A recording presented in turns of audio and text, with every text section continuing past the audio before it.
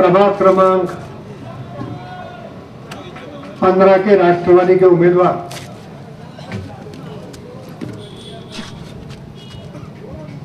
अब्दुल हबीब बाउजीर जी, आमिर लाला के माताजी और ईसा बेगम अमन अली खान, असलम पठान साहब की बेटी आयशा सोनोवर असलम खान और हमारे राष्ट्रवादी के वरिष्ठ उपाध्यक्ष और यहाँ के उम्मीदवार साबिर भाई, इनके प्रचार में हो रही सभा के अध्यक्ष, इस इलाके के बुजुर्ग नेता मनोहर राव जी राठेवार साहब, मेरे साथ आए राष्ट्रवादी के शहर अध्यक्ष ओम प्रकाश जी पोकरना,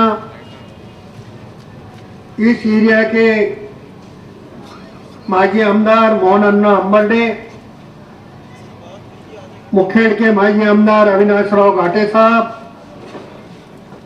देगलूर के माजी आमदार सुभाष राव साबने साहब,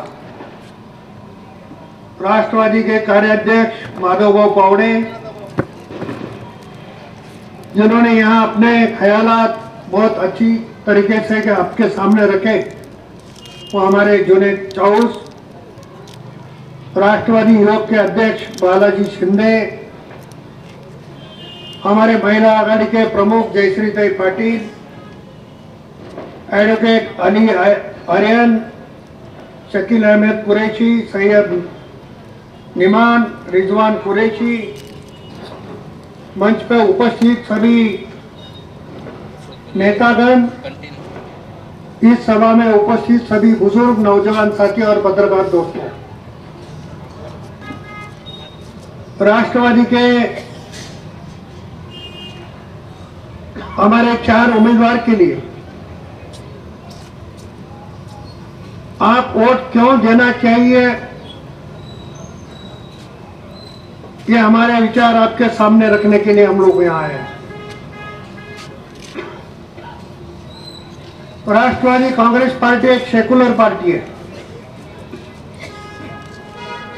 आपने देखा होगा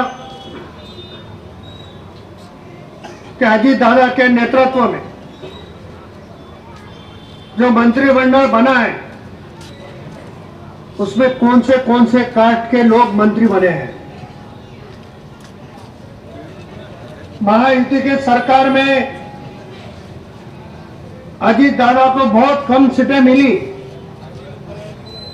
और वो सीटों में बंटवारा करते हुए अजीत दादा ने सभी समाज को उसमें सम्मानित करने की भूमिका ली। हमारे कोल्हापुर के हसन मुशर्रफ साहब हो, वो मुस्लिम समाज के, नरवाई झेलवल साहब हो, वो आदिवासी समाज के, विधानसभा के उपाध्यक्ष हो अन्ना बंसोड़े और दलित समाज के, आदित्यदाई तटकरे हो, धनंजय बाबू मुंडे कुछ साल मंत्री रहे, छगन भुजबल साहब हो, ये सभी समाज के लोगों को इकट्ठा करने का काम अजीत दादा ने किया। इस महाराष्ट्र में पहली बार ऐसा हुआ, राष्ट्रवादी कांग्रेस को 2 एमएलसी की जगह मिली, उसमें से 1 सीट मुस्लिम भाई इद्रिस नाइकवाड़े को अजीत दादा ने दी। सबको लेके चलने वाली पार्टी, सब समाज को लेके चलने वाली पार्टी ये राष्ट्रवादी कांग्रेस अजीत दादा के नेतृत्व की पार्टी है। मैं आपसे गुजारिश करूंगा कि नांदेड़ में क्या चल रहा है, जैसा जुनेद चौस जी ने बताया, कुछ लोग तो अभी भड़कने लगे। 50-50 साल तक जिनको मुस्लिम भाइयों की बहनों की वोटों की जरूरत थी, वो आज उनको उनके वोटों से नफरत करने लगे हैं। उनको ये समझाने का मौका है, तुमने पूरी जिंदगी किसके वोटों पे पॉलिटिक्स किया? आप हर बार इलेक्शन जीतते थे, किसके वोटों से जीतते थे? और आज मुस्लिम वोटरों की इतनी नफरत होने की क्या वजह है? आज तुमको दूसरी पार्टी यहां खड़े करने की क्यों जरूरत है?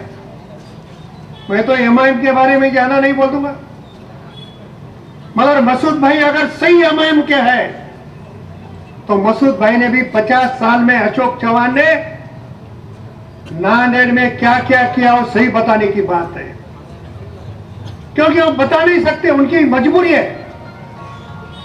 वो क्यों गए उनको ही पता नहीं है। आज एमआईएम यहां क्यों खड़ी है, उसको खड़े करने में किसका हाथ है, ये समझने की जरूरत है।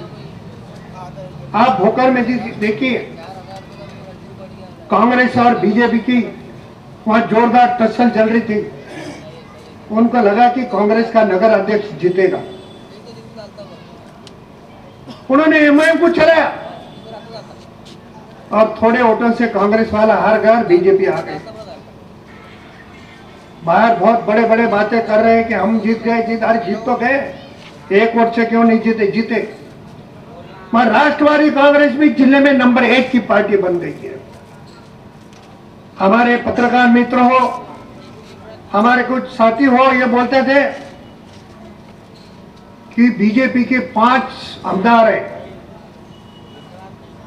पीछे के दरवाजे से आए वाले 2 खासदार है, सामने के नहीं। और उनके सामने अकेला प्रताप पटेल क्या करेगा? राष्ट्रवादी का तो एक ही एमएलए, मगर मेरे साथ जो ये टीम है हमारी पूरी, खदगांवकर साहब हो, कोकरना साहब हो, घाटे साहब हो, सामने साहब हो, अंबरडे साहब, ये टीम ने अच्छा काम किया। और देगलूर जैसी सबसे बड़ी नगर पालिका राष्ट्रवादी के ताबे में आई, लोहा में राष्ट्रवादी आई, कन्नार में हम थोड़े वोटों से बहुमत हमारा आ गया, अध्यक्ष हार गया, उमरी में राष्ट्रवादी आई।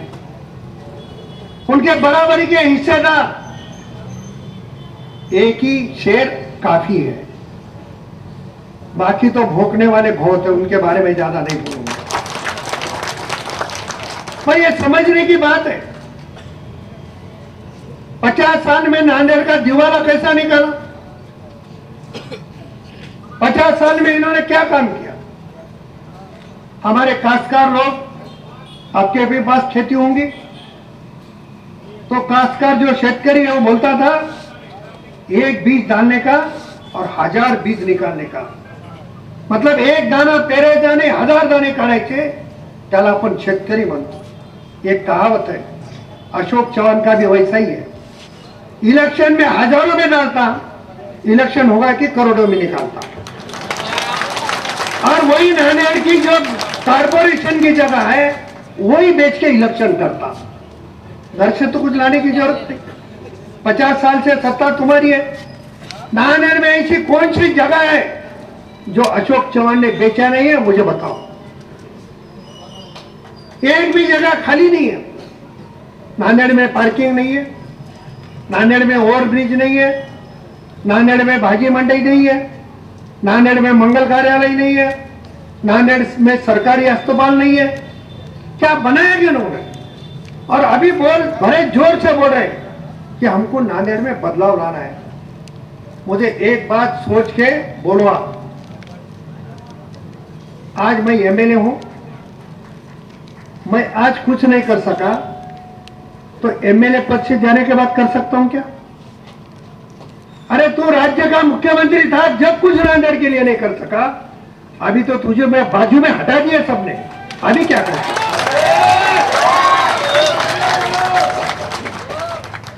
अरे लोगों को तो सही लगना चाहिए कि हम आप जो बोल रहे हो सही है क्या?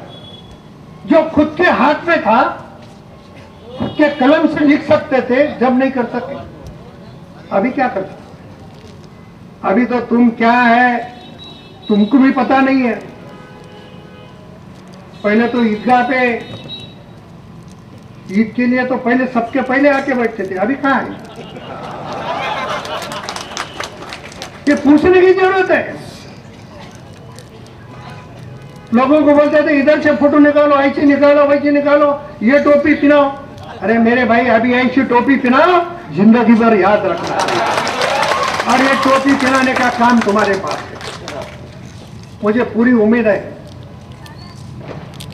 मैं आते आते कुछ लोगों को बात करा, गाड़ी खड़े करके भी मिला कुछ लोगों को। हमारा 11 नंबर हो, 12 नंबर हो, 13 हो, 14 हो, 15 हो, एकदम बड़ा माहौल है। लोगों को बदलाव चाहिए, और लोगों को बदलाव के लिए हमने पर्याय आपके सामने रखा है। एक सेकुलर पार्टी के रूप में राष्ट्रवादी के हमारे ऐसे उम्मीदवार आपके सामने हमने खड़े किया।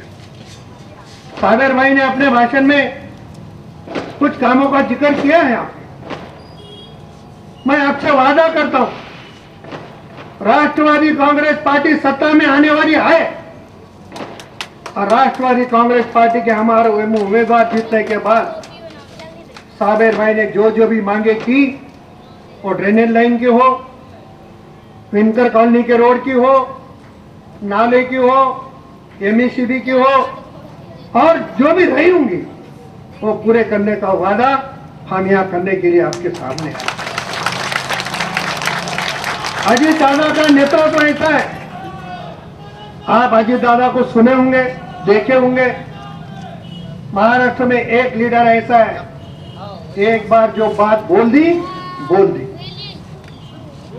एक बार आपको अगर उन्होंने जबान दी कि मैं ये करने वाला हूं, वो बिल्कुल करे हुए रहेंगे नहीं, मुझे पूरा विश्वास है। हम उनके नेतृत्व में यहां काम कर रहे हैं। अजीत दादा के नेतृत्व में नांदेड़ जिले में नगर पालिका के रिजल्ट में आप देखोगे, हमारे 3 नगर अध्यक्ष बने और 71 नगर सेवक बने। बीजेपी के 3 नगर सेवक बने और 74 नगर सेवक बने। हमारी तो पार्टी, हमको तो आप कमजोर समझ रहे थे, मगर अभी नांदेड़ में लोगों को बदलाव चाहिए। और मुझे आप सब जानते हैं, मैं जब पहली बार आमदार बना, एमएलए बना, तो मैंने इंडिपेंडेंट यहां इलेक्शन लड़ा। 6 नगर सेवक प्रताप पटेल चिखलीकर के नाम से अकेले घूमते हुए जीत गए। उसमें मुकित भाई है, फारूक भाई है, हमारे मुजीब जागीरदार की बहन थी, हबीब बागवान थे, मतलब इतने सारे लोग। मुकेश भाई ने किसको हराया था वो भी आपको पता है। अभी जैसा जैसा 15 तारीख नजदीक आई तो लोग ज्यादा चिल्लाने लगते हैं। तो चिल्लाते वाले लोग क्यों चिल्लाते हैं? कभी भी एक कहावत है, दिया जब बुझता है ना तो बुझवाने के पहले फड़फड़ाता है। ऐसे कुछ लोग अभी नांदेड़ में फड़फड़ा रहे हैं। उनको मालूम है कि पूरी मुस्लिम कौम आपके खिलाफ में गई है, अब इसको संभालना कैसा, उसी के लिए एमआईएम को उन्हें सामने किया है। मेरी आपसे गुजारिश है, हमारे उम्मीदवार के लिए दुआ करो, हमारे उम्मीदवार को दुआ दो, आपकी दुआ कामयाब होने वाली है। प्रताप पाटिल चिखलीकर कभी जात धर्म देखने वाला आदमी नहीं है। कंधार में आपके रिश्तेदार होंगे, कंधार में हाजी साहब का उरुस चालू है। उसके लिए हमारे कुछ मुस्लिम भाई या हमारे नगर सेवक नहीं आए, 2 दिन के बाद सब मिलने को आएंगे। 2004 से अभी तक मैं कोई भी पार्टी से खड़ा रहूं तो पूरी मुस्लिम कौम प्रताप पाटिल चिखलीकर के साथ है। 80% मुस्लिम वोट। मुझे लोग पूछते हैं ये क्या जादू है, आप कोई भी पार्टी में जाओ आपके साथ मुस्लिम समाज है। मैंने कभी उनको अलग समझा नहीं। अभी भी देखो 6-7 नगर सेवक हमारे मुस्लिम समाज क्या है। लोहे में हमारे करीम भाई करीम भाई की तो स्टोरी बाद में बोलूंगा। करीम भाई जीत गए। ये सब एक दूसरे के मिलने जुलने रहने की करामत। मैं आपसे गुजारिश करूंगा और ये वादा भी करूंगा कि आपके जो यहाँ के प्रॉब्लम है, सब प्रॉब्लम में हम ध्यान देंगे। हमारे चारों उम्मीदवार के लिए आप दुआ करो, दुआ दो और हमारा हाथ पकड़ के काम करके लो। जैसा अभी साबिर भाई ने कहा कि इलेक्शन हारने के बाद मौलाना के फंड से रास्ता बना है, होता है। कुछ ऐसे प्रॉब्लम रहते, कोई टेंडर ऐसे होते, इलेक्शन आते ही वो लगते और इलेक्शन में टेंडर वालों को मालूम नहीं कौन हारने वाला है कौन जीतने वाला है। मैं ये रास्ता अगर पहले होता था तो मोहन अन्ना के भी वोट में थोड़ी बढ़ावट होती थी, पर ठीक है, मैं भी इलेक्शन हार चुका हूं। अब कुछ लोग बोल रहे, जैसा जुनेद भाई चाउस ने बताया, एक वीडियो आपके सामने आई और किसी ने कहा कि मैं प्रताप पटेल को जानता नहीं हूं। कैसा जानेगा? लोकसभा के इलेक्शन में उठा उठा के पटकाने वाले को वो तो भूलने ही वाला है ना। अरे मैंने पटकाया नहीं, पटकाया आप लोगों ने, तो उसको तो ध्यान देना चाहिए। मगर उम्र का है, बहुत सारी बीमारी है, शुगर है, बीपी है, उसमें भी लोग भूल जाते हैं। मगर मस्ती है, वो पैसे की मस्ती है, पैसे की मस्ती। आप भी सुनो, उनका पॉलिटिक्स ये है। अशोक चौहान ने कसम खा के इलेक्शन लड़ना और प्रताप पटेल ने भी कसम खा के इलेक्शन लड़ना, इलेक्शन में हम 1 रुपया नहीं देंगे। तो अशोक चौहान का डिपॉजिट नहीं गया तो मेरा नाम बदल। खाली पैसे के ऊपर हुकूमत करने वाले लोग आगे आके शहर भी बेच सकते हैं। ये अपने शहर के अभी उन्होंने जगह बेच दी है। अगर शहर बेचना नहीं चाहते हो, शहर का विकास चाहते हो, शहर में उड़ान पुल चाहते हो, सरकारी दवाखाने चाहते हो, तो राष्ट्रवादी कांग्रेस के उम्मीदवार हमारे साबिर चाउस जी, अब्दुल हबीब बावजी जी, रईसा बेगम, अमन अली खान, आयशा सनोर, असलम खान, इन चारों उम्मीदवारों को दुआ दीजिए। इतनी बात करके फिर 2 शब्द खत्म करता हूँ। खुदा हाफिज़।